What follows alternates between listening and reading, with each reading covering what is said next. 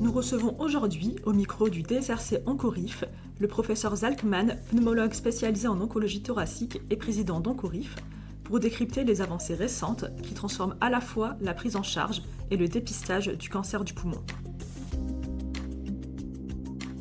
Bonjour professeur Zalkman. Bonjour Rim.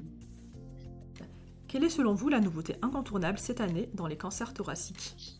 Alors cette année, on a des résultats de très long terme d'une nouvelle stratégie préopératoire dans les cancers du poumon de grosse taille qui auparavant posait toujours des difficultés pour la capacité qu'on avait à les opérer et de façon satisfaisante.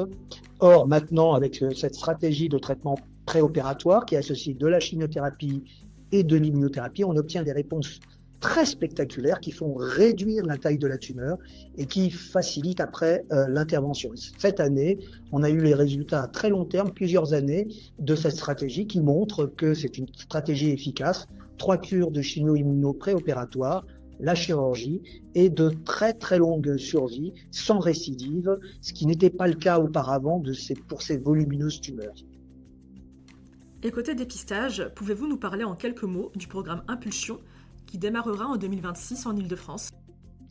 Alors, en effet, nous connaissons, et c'est une longue attente de près de 20 ans, une grande expérimentation nationale, en l'occurrence dans 6 régions françaises, dont l'Île-de-France, d'un programme de dépistage du cancer du poumon.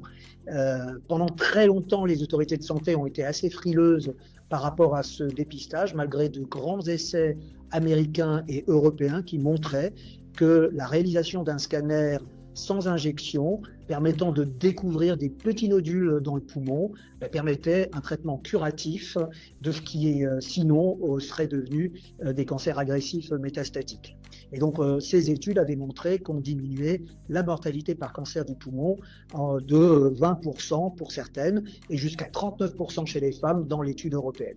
Et donc enfin l'INCa a lancé une grande expérimentation dans 6 régions françaises avec ce programme Impulsion qui est coordonné par 2 médecins, un pneumologue, le professeur Sébastien Courreau des Hospices civils de Lyon, et une radiologue, la professeure Marie-Pierre Revel de l'hôpital Cochin à la PHP.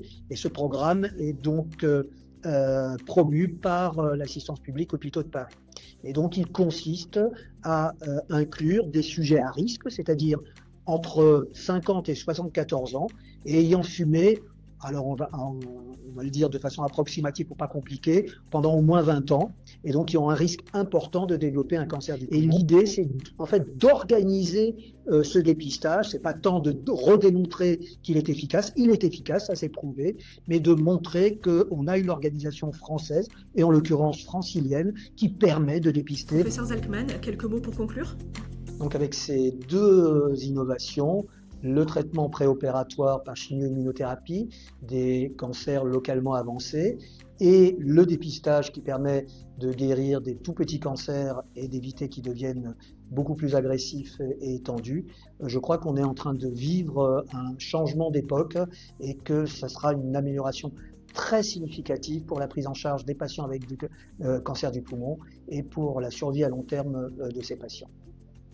Merci beaucoup professeur Zalkman d'avoir apporté votre expertise au micro d'Oncorif. Merci Rim.